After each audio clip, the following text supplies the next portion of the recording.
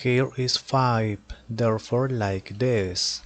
Minus 5. Here is 5, therefore find 5 equal numbers that multiply is 1024.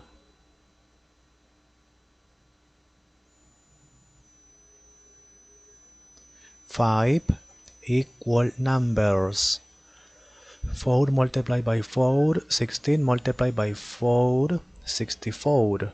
4 multiplied by 4, 16. 64 multiplied by 16 is equal. Okay, perfect.